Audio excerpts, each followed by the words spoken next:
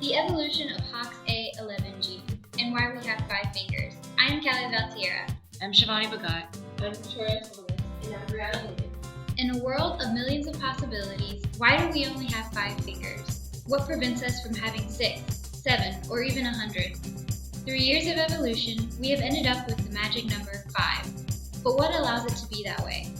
Genes. No, not those genes, these genes. We'll explain how gene regulation works to ensure that we have our 5 fingers. General definitions. Homeobox genes. This is another name for Hox genes. Homeobox genes are important regulators for the growth of limbs.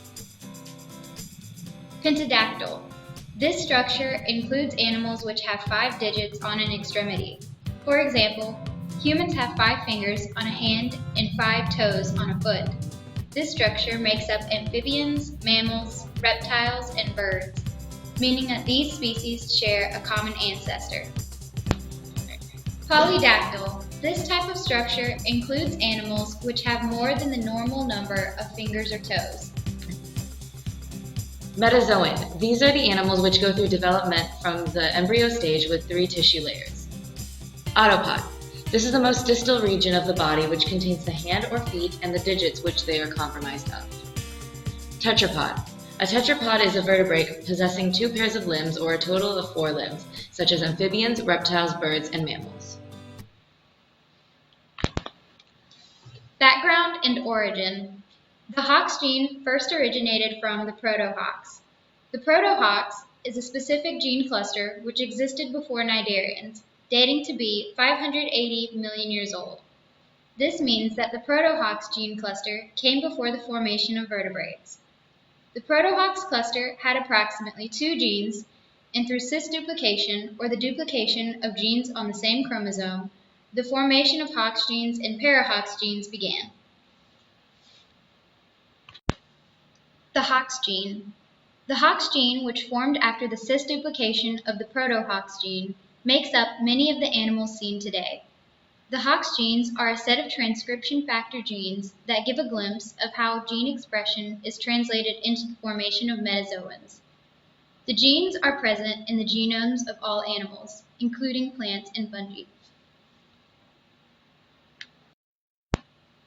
Mutations which occur on the Hox gene tend to have 3 different outcomes of the replicated or copied Hox genes.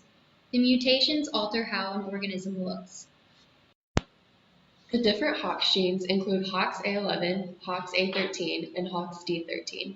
The Hoxa11 gene is a protein-coding gene which provides cells with specific positional identities on the anterior-posterior axis. The gene allows people to have their limbs in the places they need to be. The Hoxa11 gene is believed to have emerged mainly in polydactylous structures. Regulation of this gene led to the transition from polydactylous structures to pentadactylous structures. This gene is activated by the Hoxa13 and Hoxd13 genes.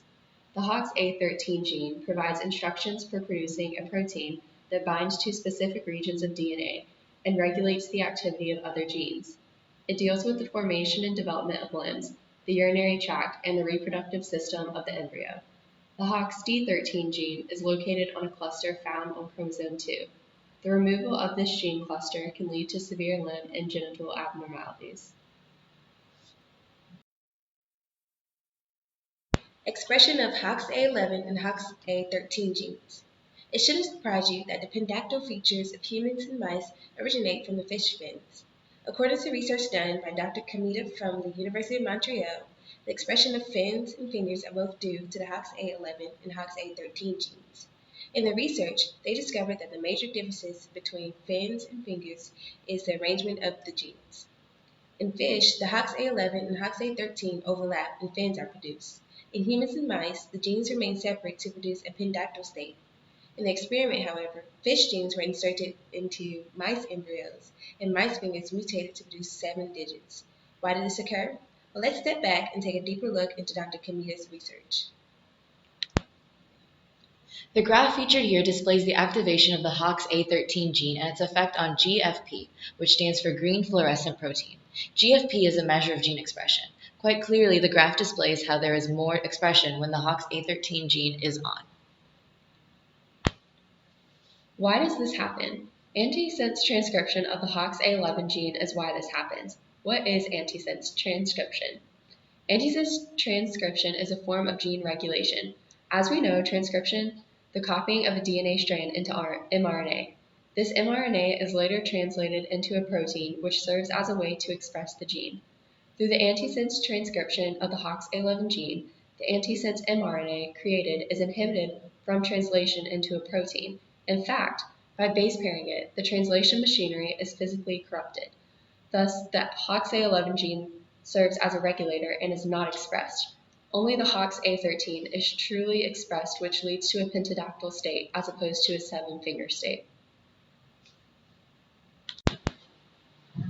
Even though our project was centered on the Hoxa11 gene, which regulates the formation of our 5 fingers, the Hox gene as a whole helps normal limb development during the embryonic stage.